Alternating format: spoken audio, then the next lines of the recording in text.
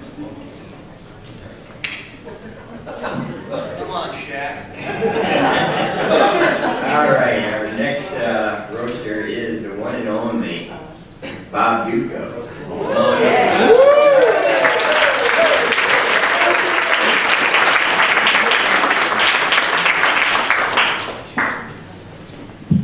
First of all, Derry, God told me to tell you he doesn't like you. Probably something I don't know. Glenn, right? I do a lot of these events, and I'm supposed to act like we know each other now, right? By the way, listen, the Salvation Army called, and they said that they won't press charges if you do come back and pay for that shirt. What is that? Is this like your Randy Travis imitation? Seriously? Is that a shirt?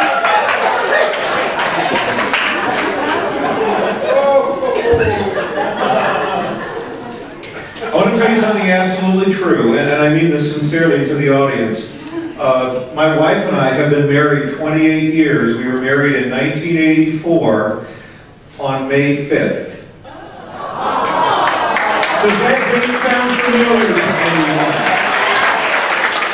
May 5th, 1984, tonight is my wedding anniversary. And I'm not with my wife, I'm here looking at you. The way I see it, you owe my wife a dozen roses. You owe me a romantic evening. Do you have any idea?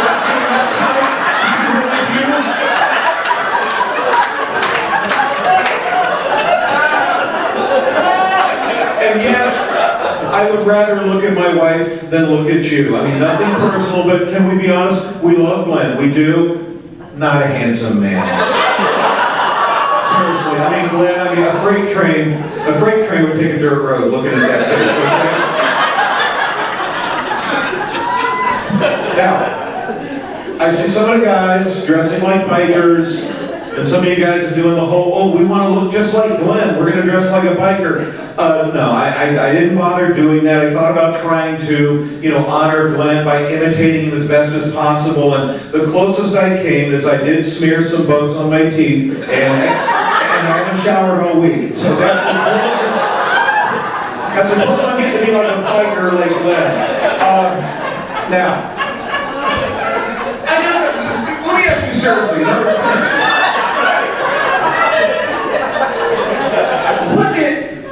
What is with the biker thing? Seriously. I don't understand that. I don't know if you're trying to be a tough guy. It's like, let me be tough, let me be like a Hell's Angel or something. The Jew thing with the biker thing, it doesn't work. I mean, you don't sound tough when you start a gang called, Abraham's Bosom's Angels.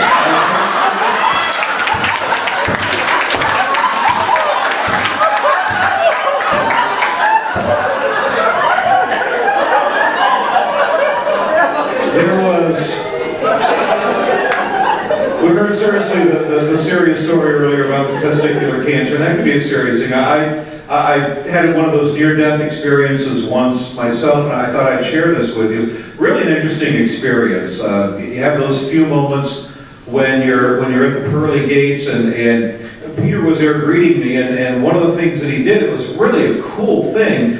You were able to see how people you knew spent eternity. And I thought this was just so cool. And so I'm looking at this, and as I'm looking around and surveying people in all of eternity, I see John Denson, for example, and I said, wow, hey, how about this? But I noticed he wasn't with his wife, he was with some really, really ugly woman. She was horrid. One of the ugliest women I've ever seen. And I go, what in the world is all that about? Why does he have to spend eternity? I mean, why is he with that woman? And Peter said to me, well, John didn't lead a very good life, and so for his punishment, he has to spend eternity with this woman. And I go, wow, John. So we're walking along a little bit further, and then I see Rabbi Lauren. And Rabbi Lauren is not with his wife. He's with an even uglier. And I say, oh no. you're kidding me, not Lauren. I said, what happened? He said, well, Lauren didn't lead a very good life, and for his punishment, he has to spend eternity with this woman. And I go, wow. So we're walking on a little bit further, and I see Glenn. And I'm like, oh, I can't wait to see this. Glenn is with the most beautiful, gorgeous woman you've ever seen in your life. And no, it's not even Alexander. It's like this supermodel, gorgeous kind of woman. And I'm thinking, you've got to be kidding me. And I say to St. Peter, how does this happen? And St. Peter says, well, she didn't lead a very good life.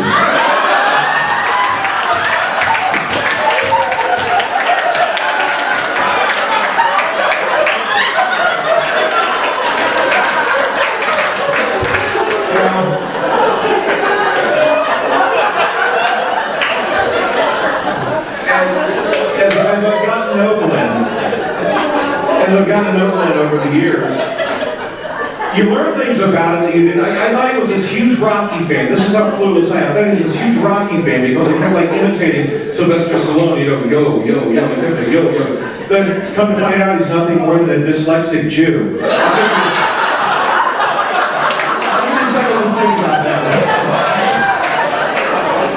You know what? My wife told me, don't tell that one because it'll fall flat. And I was so afraid I was going to get the wah, wah, wah. I know she's going to do it.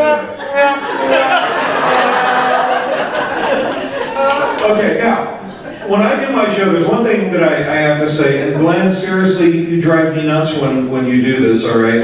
Anytime he calls into my show, if I'm talking about anything, either Jewish or even in the Old Testament, okay, anything pre-Matthew, I can count on. He's sitting there listening in case I mispronounce something. So that you can call in and correct me on the air. Okay, do you mind? Don't you have show prep to do when you're on? Leave me alone. I wrote more notes. Oh, yeah, you know what? He used to guest host for me. And it was great. I would enjoy him sitting in there guest hosting, and every time he would guest host, I'd come in and there'd be like another little trinket for me. Remember all the little cars and the little motorcycle, and even my little Elvis guy standing there. And so just all these little things, and I appreciate you giving those to me. But seriously, there's one thing that I don't appreciate. Okay, you know how with all that, that's good. Microphones have these little phone. I can ring it out every time I get back in there. Stop it! By the way, okay, it smells of bacon.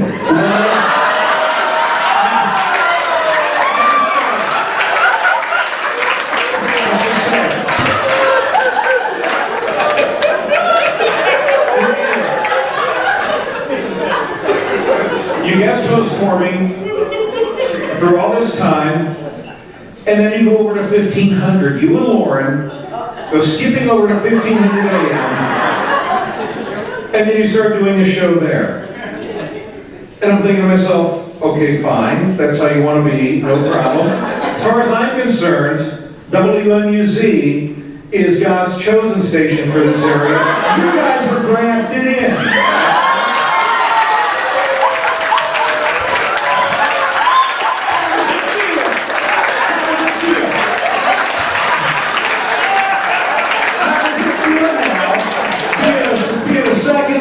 Gentile broadcaster. That's the way it ought to be. But seriously, what time do you so you're talking to the people at Salem, the 1500, and you're like, well, you know what? We really want to do a show. Do you have anything open, in the 12 to 4 window? So you pick 3:30 to 4 to do your show. All right? The last half hour of my show, which, by the way, the closer you get to drive time, that's usually when the ratings are the highest. So you take the thickest period of my show and you create your own show. So I've decided what I'm going to do is, I'm starting this new thing from 3:30 to 4 every day. It's going to be the Bob Dutko Show, Messianic Jewish segment.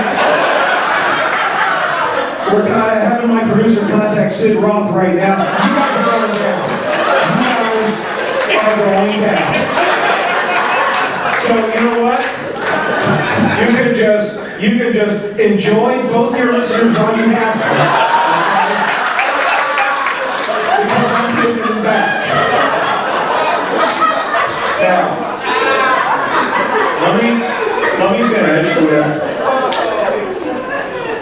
finish with, I know that, some of you are thinking, well, Bob, you're going to come here and you're going to tell the stereotypical Jewish jokes about how Jews are cheap and they're, this kind of thing, right? And it's like, I'm not going to play into those stereotypes.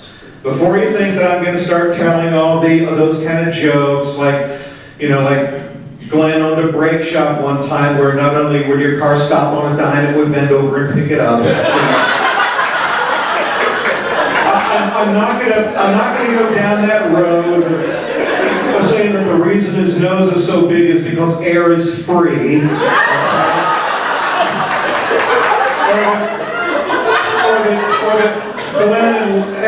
Or that Glenn and Lauren created copper wire one time when they were fighting over a penny. No.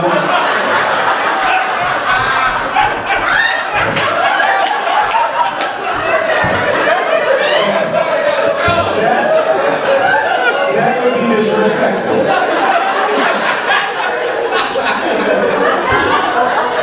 So by the way, have you gone, I'll bet you've already found out if there's change in these cushions. Down and someone feeling around.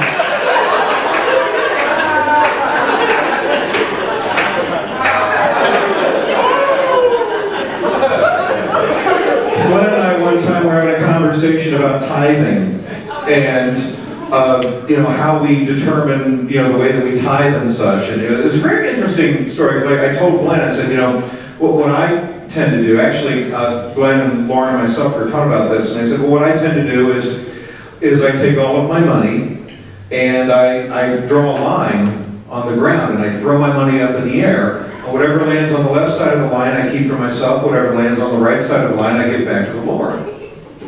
And Lauren said, Bob, I do a fairly similar thing. I draw a circle on the ground and I throw my money up in the air. Whatever lands in the circle, I give to the Lord. Whatever lands outside the circle, I keep.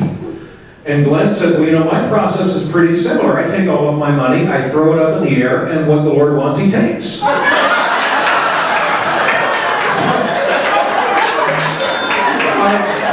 I do want you to know, and I'll leave you with this, I do want you to know that you've been a good friend. I appreciate our friendship that we've had over the years. I sincerely do, even though you're a competitor. And I want you to know that Glenn is the kind of person that will do anything for you. If you need someone, if you need a friend, if you need someone to help you with something. If you need windows. He will buy some windows. And by the way, if you'd like to sponsor a child today.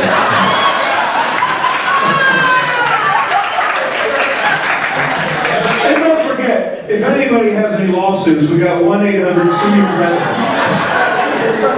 Don't get me started.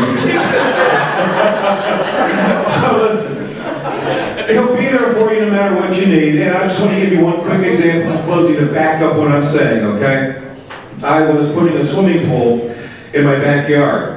And I couldn't really afford to pay a bunch of diggers to come out there and dig this giant hole for the swimming pool. And I asked Glenn if he would, I wanted him to help me do this. I invited him over, I had him in the backyard. And you know something? He did this for me. I told him I dropped a quarter down a gopher hole. He had it dug in 10 minutes. Glenn, thank you, my brother. God bless you.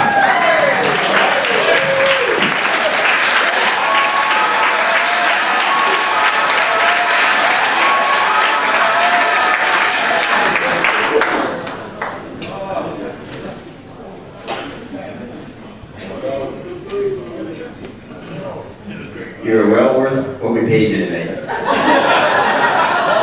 All that money that got caught in the air.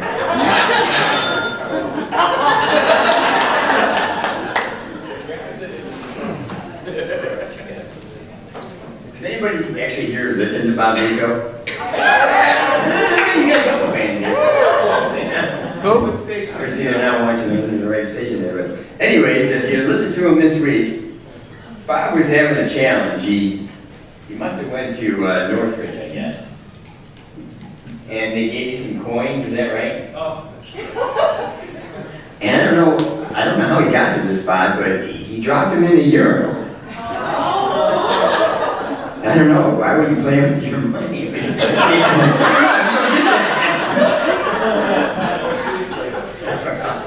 not gonna go there. But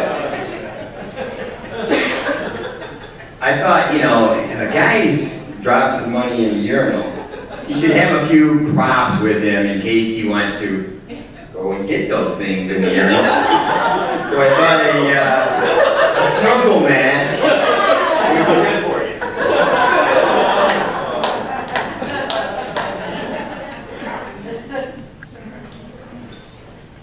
You definitely want a pair of gloves. And you don't want anybody to know it's you.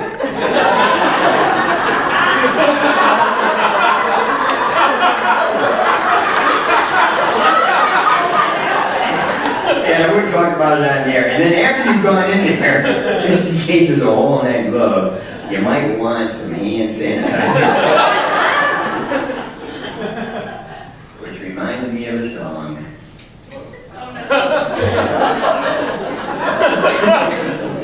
Two coins in a fountain, which one will the Lord bless? Two coins in a fountain. Oi, what a mess.